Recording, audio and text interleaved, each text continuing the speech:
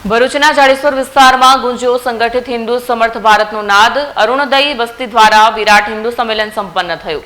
ભરૂચના જાડેશ્વર વિસ્તારમાં આવેલી 110 સોસાયટીઓની બનેલી અરુણોદય વસ્તી દ્વારા રવિવાર 22 ફેબ્રુઆરી 2026ના રોજ એનકે પેટ્રોલ પંપ પાછળના મેદાનમાં એક વિરાટ હિન્દુ સંમેલનનું આયોજન કરાયું હતું. સંમેલનમાં અંદાજિત 2400થી વધુ હિન્દુ ભાઈઓ બહેનો અને બાળકો ઉત્સાહભેર ભાગ લીધો.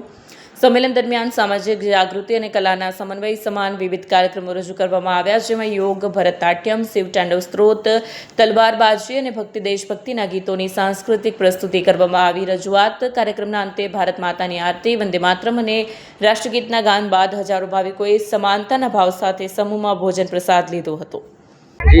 અરુણોદય વિરાટ હિન્દુ સંમેલન સમિતિ જે જાડેશ્વર વિસ્તારની 110 જેવી સોસાયટીના સામાજિક અગ્રણીઓની બનેલી સમિતિ દ્વારા આજરોજ હિન્દુ સમર્થ ભારતના મંત્ર સાથે સંગઠિત સમાજ થકી રચનાત્મક કાર્યોના નિર્માણ અને સમાજ સામે, રાષ્ટ્ર સામે આવનાર ચુનૌતીઓના સંગઠિત સર્જન શક્તિના માધ્યમથી નિવારણ કરવા અને સમર્થ ભારતના નિર્માણ અર્થે આ સંમેલનનું આયોજન કરેલ છે, જેના વિસ્તારમાંથી મોટી સંખ્યામાં ભાઈઓ બહેનો ઉપસ્થિત રહી અને સમૂહ ચિંતન, સાંસ્કૃતિક કાર્યક્રમો, હિન્દુ જીવન પદ્ધતિના કાર્યો વિશે સમૂહ ચર્ચા ચિંતન કર્યું છે. આજે આ આયોજનના ભાગરૂપે અમે 21 તારીખના રોજ સાંજે 5 વાગે સ્વામિનારાયણ મંદિરના ગેટથી દરેક સોસાયટી, આ વિસ્તારની અરુણોદય વસ્તીની દરેક સોસાયટીના આંતરીને દરેક સોસાયટીમાં બાઇક રેલીનું આયોજન કરી અને લોકોને અમે જાણ કરી અને આજે બધા ભેગા થઈ અને આ સારા પ્રોગ્રામનું અમે આયોજન કરેલ હતું.